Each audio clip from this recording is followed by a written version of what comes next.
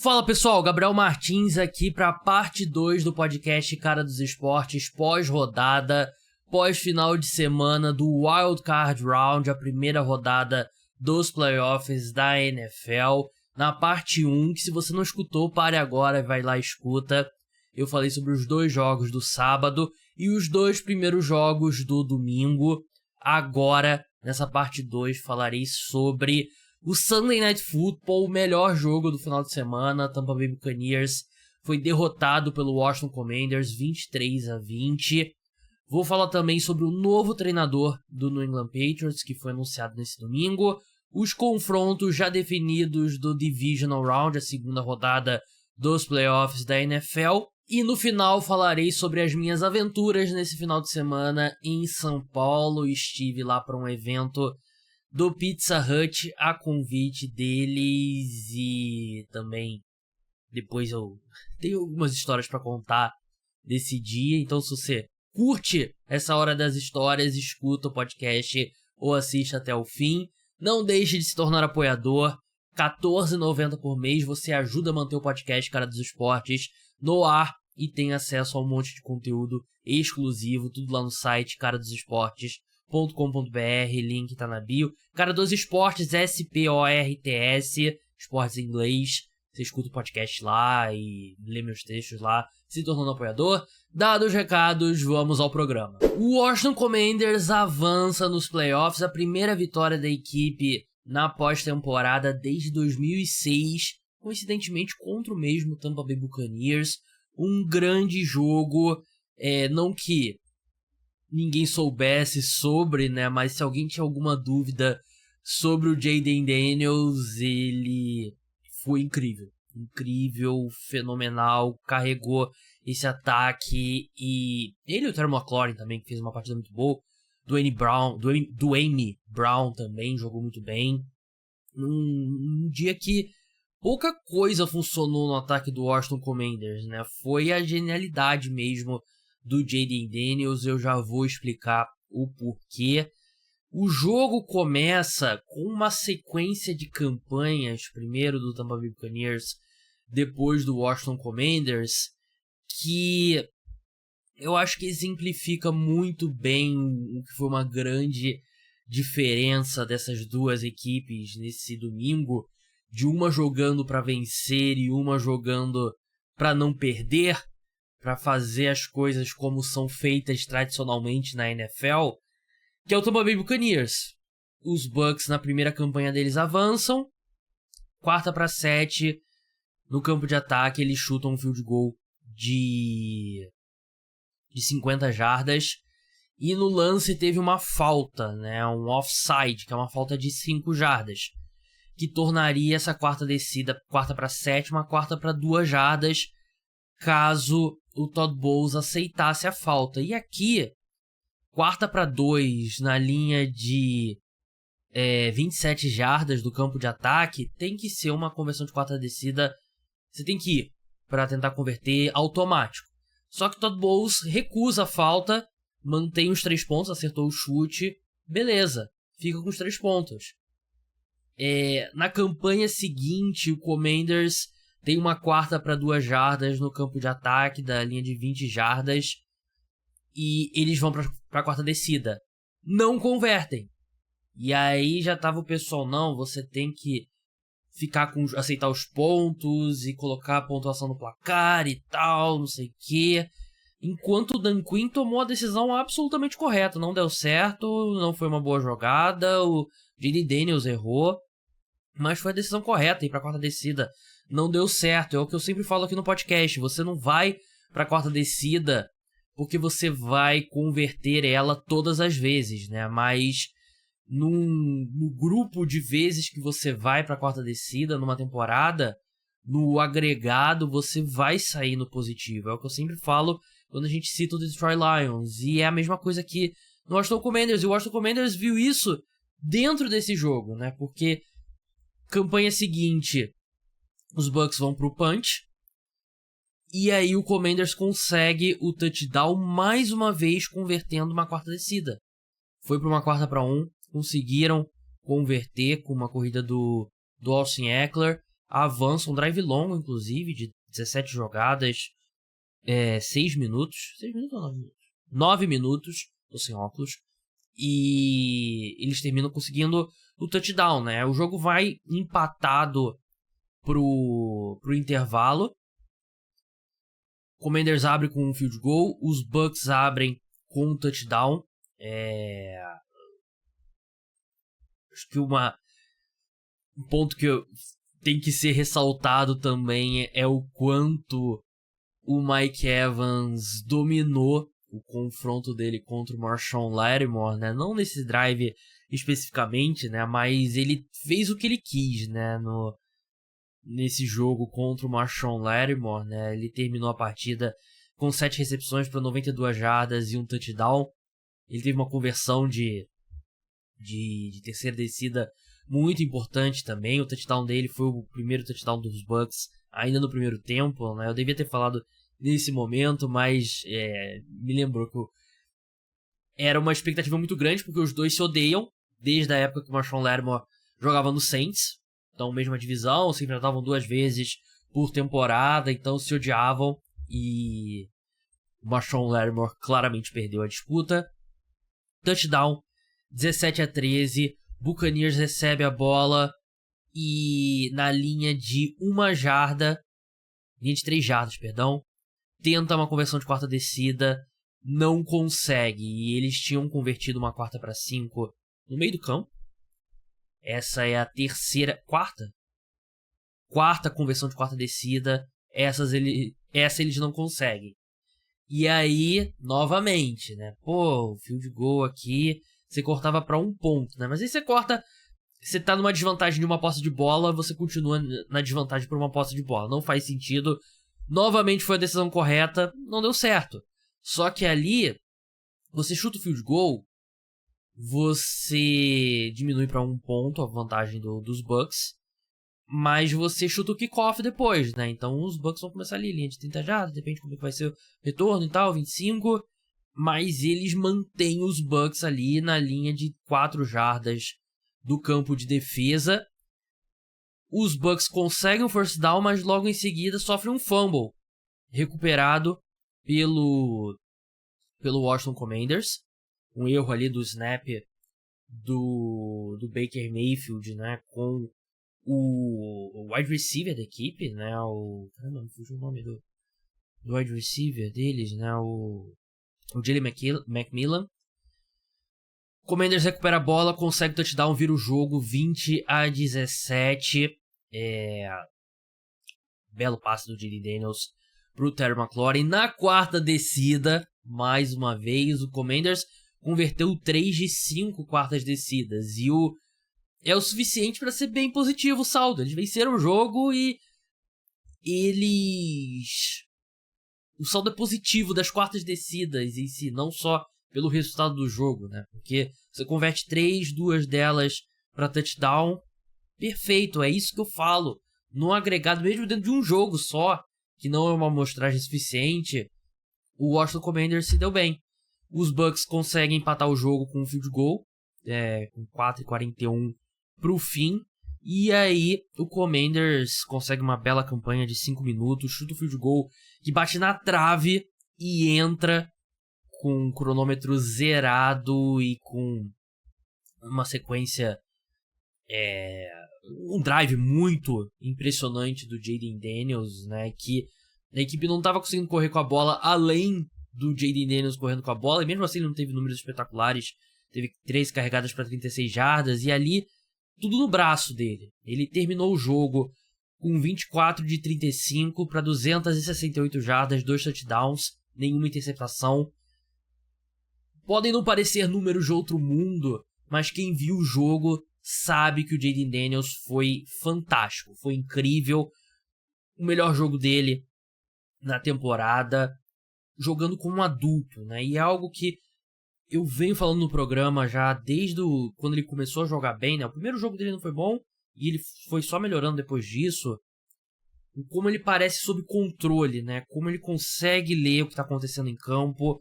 As coisas não parecem rápido, muito pelo contrário, parece que o jogo está acontecendo mais devagar para ele, né? E ele tem um braço suficiente para fazer todos os passes, tem uma mobilidade incrível, não como corredor em corridas desenhadas e improvisando também. Ele revitalizou a carreira do Terry McLaurin.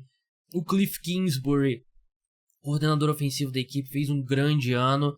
Então, é o meu rival, o Washington Commanders, né? Time da divisão do New York Giants, que é o time para o qual eu torço.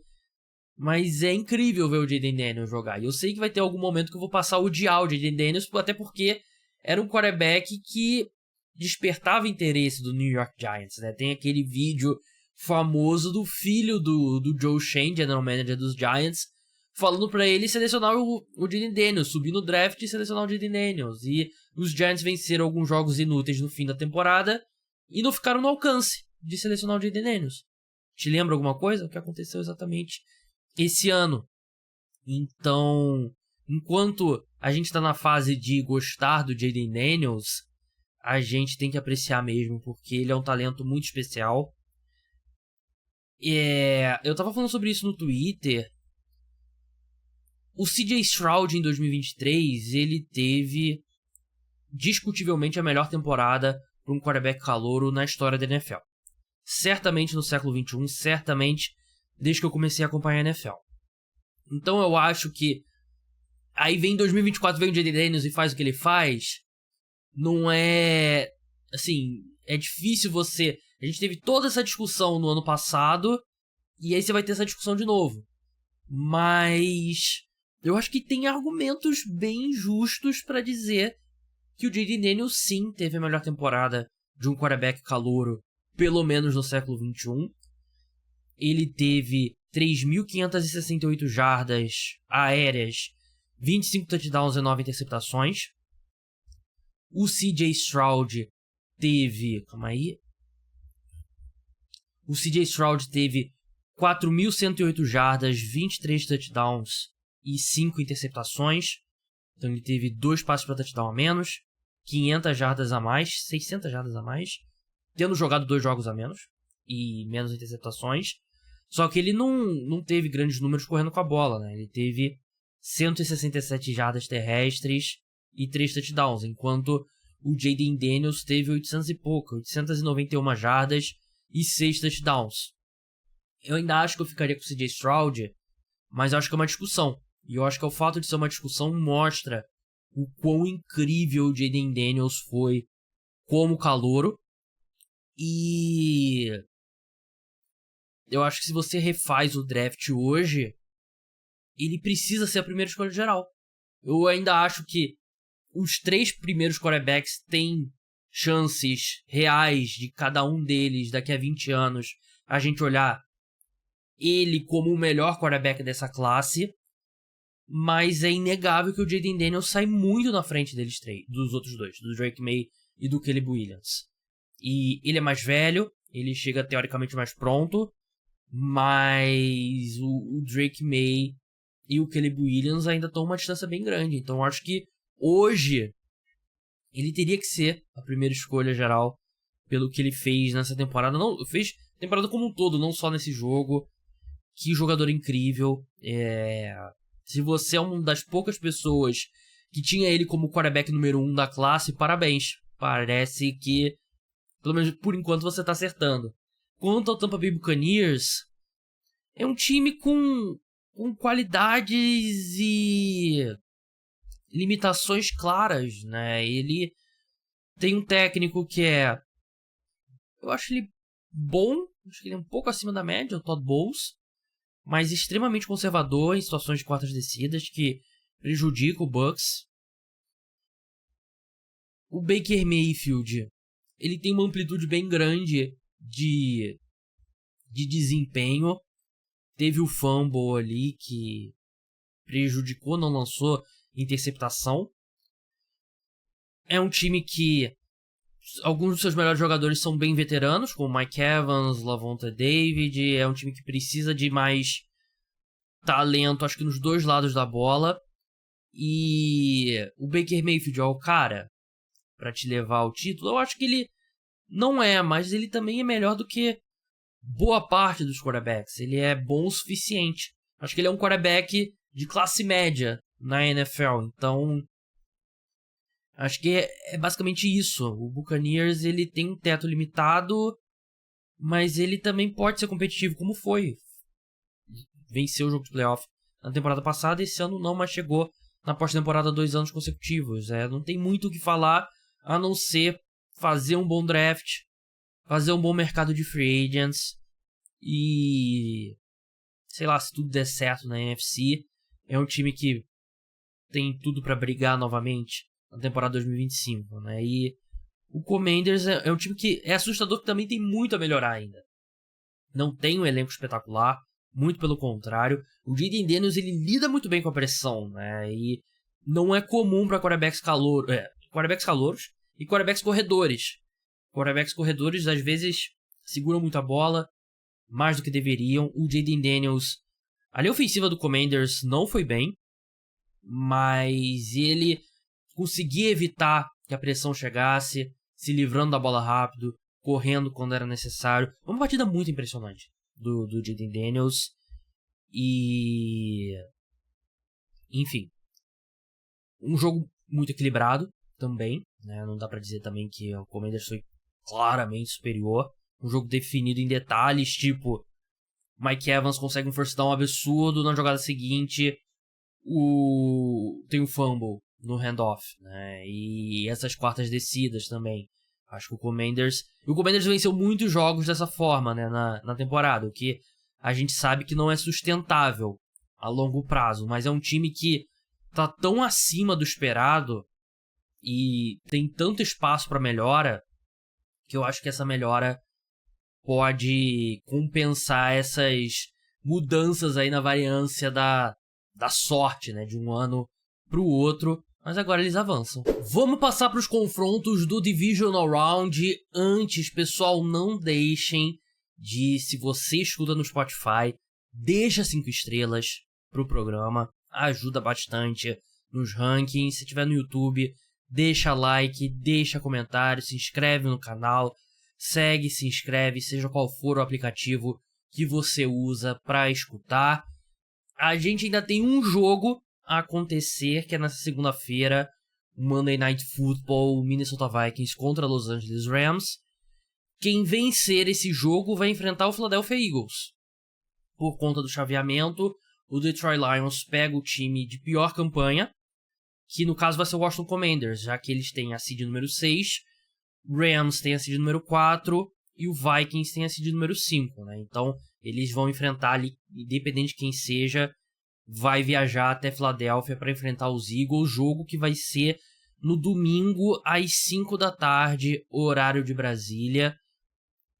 Domingo à noite, o jogo que fecha a rodada vai ser um confronto muito aguardado entre Baltimore Ravens e Buffalo Bills, às 8h30, horário de Brasília. Então horário um pouco diferente, né? Não é aquele 3, 6 e 10 horas.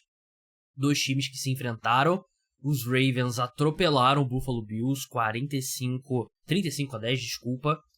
Mas aquele jogo foi em Baltimore, esse vai ser em Buffalo. E é um time dos Bills que evoluiu muito desde então, né? A gente vai falar mais no podcast do meio de semana, né, sobre esses jogos, né, no episódio exclusivo para apoiadores. Mas são os dois primeiros colocados no prêmio para MVP. Ao que tudo indica, o Lamar venceu, né, como ele foi o quarterback da seleção da temporada. É um jogo que promete muito. A defesa dos Bills é bem suscetível. A defesa dos Ravens melhorou muito ao longo do ano. Mas o Josh Allen é meio que imune, parece, a esquema táticos, assim como o Lamar Jackson. Então é um jogo que deve ser incrível. No sábado, às 18h30, o Houston Texans enfrenta o Kansas City Chiefs em Kansas City. Os Chiefs são favoritos por 7,5 pontos. 25 dias sem jogar pro Kansas City Chiefs, mas eu acho que vai ajudar os titulares, né, do Kansas City Chiefs, mas acho que vai ajudar muito mais do que atrapalhar. Vai ser um time bem fresco em campo, né, enquanto o Houston Texans vem do melhor jogo da equipe na temporada, mas também não foi uma atuação espetacular. É um jogo que os Chiefs são favoritos por uma ampla margem, como deveriam. E no sábado à noite, o Detroit Lions recebe o Washington Commanders. Os Lions são favoritos por 8,5 pontos, são mais favoritos do que o do que o Chiefs contra o Houston Texans. Os Lions também puderam folgar nessa rodada, entram descansados, enquanto o Commanders vem num ritmo bom, né? E a gente sabe dos problemas da defesa do Detroit Lions, que jogou muito bem contra o Minnesota Vikings, mas eu confio um pouco mais na capacidade do Jayden Daniels lidar com blitz e com a pressão gerada, mandando defensores extras que o time fez contra o Sam Darnold e o Minnesota Vikings, mas ainda assim aqui é Detroit Lions, aqui acho que a diferença é bem grande. Os dois jogos do sábado, seed 1 contra a seed mais baixa, né, e amplo favoritismo, enquanto nos dois jogos de domingo, seja Rams, seja Vikings contra Eagles e Ravens e Bills, são jogos bem mais apertados. Antes de falar sobre as minhas aventuras em São Paulo, o New England Patriots anunciou a contratação do Mike Vrabel,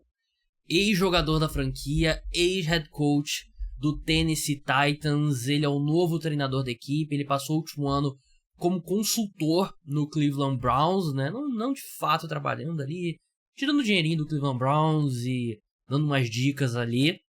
E agora ele volta para casa, ele volta para os Patriots, time onde ele venceu 3 Super Bowls como jogador.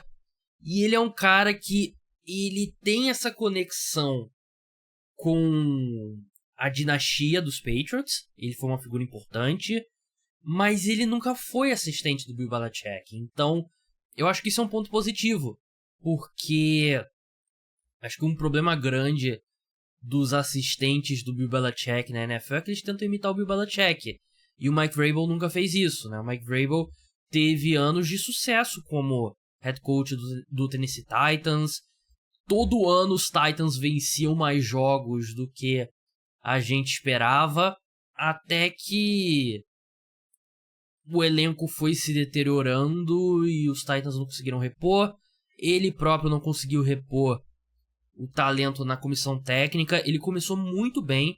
Ele contrata como coordenador ofensivo o Matt LaFleur, que é o head coach dos Packers agora, e o Arthur Smith, que foi um grande coordenador ofensivo nos Titans. Ele não foi bem como head coach dos Falcons e agora é o coordenador ofensivo dos Steelers, né? Então ele termina, os últimos 2 coordenadores dele não foram tão bons, mas eu acho que o fato dele ter conseguido identificar o Matt LaFleur e o Arthur Smith, eu acho que é um ponto positivo. Acho que dá pra acreditar que ele pode fazer o mesmo nos Patriots, né? Tem se falado dele trazer o Josh McDaniels como coordenador ofensivo, que eu particularmente não acredito muito, mas ele como coordenador ofensivo, a gente sabe que o Josh McDaniels é um grande coordenador. O problema dele é como head coach. Eu acho uma boa contratação. Contratação de técnico é um negócio quase impossível prever se vai dar certo ou não, mas eu acho que é uma boa contratação. Mas eu preferia o Ben Johnson. Eu acho que eu entendo o que aconteceu. O Mike Vrabel queria esse cargo. Ele teve o número dele aposentado. Eu não sei se o número foi aposentado ou foi o nome que eles botaram no estádio. Foi homenageado pelos Patriots na temporada retrasada, quando ele ainda era head coach dos Titans. Essa homenagem veio na semana de folga dos Titans, até irritou a diretoria dos Titans e tal. Ele queria esse cargo e ele botou pressão. Ele, tô entrevistando com o Jets aqui, vou aceitar o cargo dos Jets. Tanto que os Patriots demitem ali o Gerald Mayo já no domingo ali, rápido, e entrevistam o Mike Vrabel, e no outro domingo ele já está contratado. Enquanto o Ben Johnson do outro lado, pode ser que ele no mínimo, próximo domingo a temporada dele termina. E eu não acho que vai terminar. Eu acho que é o meu palpite para o Super Bowl, né? Então você vai esperar até fevereiro. Você vai correr o risco de outro time contratar o Mike Vrabel. E você vai esperar o Ben Johnson. E aí o Ben Johnson decide de novo que quer ficar em Detroit. Que quer ir para os Chicago Bears. Então eu entendo o risco.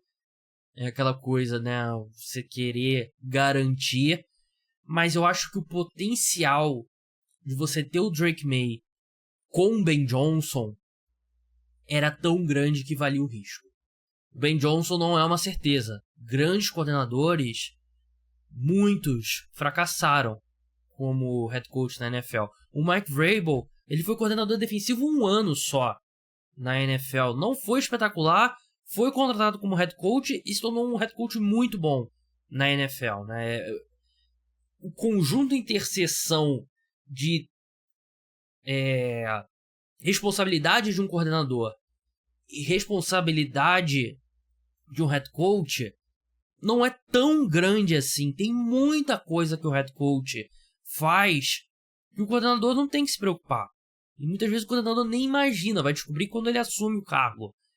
É meio tipo, sei lá, ser presidente de um país, né? O pessoal fala, você vai aprender quando você tá no cargo, não tem o que possa te preparar para isso, né? E é meio como ser head coach na NFL, mas ainda assim, o potencial do Ben Johnson aqui, a gente tá falando de ser, o Sean McVay, de ser o Andy Reid, uma mente ofensiva incrível que você coloca ao lado do seu quarterback e ele vai estar ali, vai ser o seu treinador pelos próximos 20 anos. E você coloca ele ao lado de um cara tão promissor como o Drake May, eu acho até que o Mike Vrabel talvez seja um pouco mais seguro, mas eu acho que o potencial é tão grande que eu teria esperado e eu teria tentado até o fim o Ben Johnson. Mas eu entendo a posição dos Patriots, né? Depois desse fiasco que foi o Gerard Mayo, você vai esperar o Ben Johnson e você não consegue o Mike Vrabel, de repente você não consegue o Ben Johnson também, e aí você vai para a terceira, quarta opção. É a batalha da opinião pública, né? Que os Patriots estão com a imagem bem arranhada depois dessa temporada, então eu entendo. Eu acho que é uma boa contratação, mas eu teria insistido mais pelo Ben Johnson.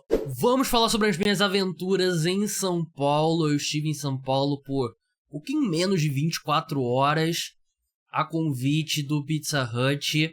Eles fizeram uma watch party, né? E eles me convidaram e eu fui. Comer pizza, ver NFL. Eu tô fazendo umas campanhas com eles nas redes sociais. Isso aqui que eu tô falando não é porque não tava no escopo do nosso contrato, né? Mas estou com uma promoção, um sorteio, uma viagem com acompanhante pro Super Bowl. Apenas isso. Vai lá e olha como você participa, até tudo lá nas redes sociais deles, lá no Pizza Hut, no Instagram. Mas beleza, eu fui pra São Paulo. A festa foi muito legal, conheci um monte de gente legal. Algumas pessoas da produção de conteúdo de NFL, né? Mas muitas pessoas de outras áreas, né? E tinha vários TikTokers e streamers. Tem um streamer famosão que tava lá, que eu reconheci ele depois eu reconheci ele de uns vídeos de Reels, né? Que o Buras, que participa do podcast comigo, eu convidei ele, né? Foi meu plus one. E ele me mandou o nome do cara. Ele me explicou Brino, um streamer famoso e tal. Eu lembro de ter visto o vídeo dele no Reels. Ele tava lá. Tem também, que eu reconheci também, é uma produtora de conteúdo. Eu vejo muito no Twitter, né? Marwa, M-A-R-W-A. Ela tava lá também, ela posta muito sobre futebol e tal. E camisa dos Eagles, infelizmente, que ela tava. E vários outros TikTokers famosos, pessoal dessa área e tal. O evento foi legal. Pizza liberada. Sensacional. Eu assisti o primeiro jogo lá, assisti o segundo jogo até quando estava indefinido. Quando definiu, eu não fui pra São Paulo com esse plano. Mas estando lá em São Paulo, pensei, podia jogar pôquer, né? Porque São Paulo, a cena do pôquer é 1000 vezes maior que aqui no Rio. E tem um clube muito grande, que eu imagino que deve ser um dos maiores, se não o maior no Brasil, que é o H2, né? E era perto, eu pesquisei lá e vi que era perto do meu hotel. E aí eu saí da festa e fui direto pra lá. Isso era 11h30, mais ou menos. Cheguei lá, me cadastrei e tal, aí tinha lista de espera pra jogar cash game, né? Cash game é aquele que só vale... Suas fichas são representações do dinheiro, não é torneio e tal. E, cara, é muito grande mesmo. Eu até tava conversando com algumas pessoas lá, falando que eles perguntaram, pô, como é que é no Rio e tal. Os 2 clubes que tem aqui no Rio, né, o River Texas na Barra e o Rio Poker Club em Botafogo, eles juntos não dão, tipo, metade desse H2, né? Tipo, meia-noite eu tava em fila pra jogar, lista de espera. Devia ter umas 200 pessoas jogando lá. E foi meio loucura, né? Porque eu não costumo... Os blinds eram R$5, né? 5 e 5. E aí pra entrar o mínimo era R$300, que é bem salgado. Muito dinheiro pra mim. Mas aí na minha cabeça eu vou entrar com 300. Vou jogar muito fechado. Ali correndo com a bola só e tal. E prevent defense. Não vou correr riscos. E se eu chegar perto de R$200 eu vou sair. Vou dar cash out e aí eu perco só R$100. Beleza, joguei assim mesmo, muito apertado. E acabei ganhando 3 potes consideráveis. E aí saí. Eu tinha que jogar. Pra você sair com lucro, você tinha que ficar pelo menos 2 horas na mesa. Era algo assim, né? Que me explicaram. No atendimento lá deles no WhatsApp, que eu perguntei antes, né? De ir. E aí, quando eu vi, eu tava com R$425. Aí deu 2 horas. Eu sentei meia-noite. Saí 2 da manhã.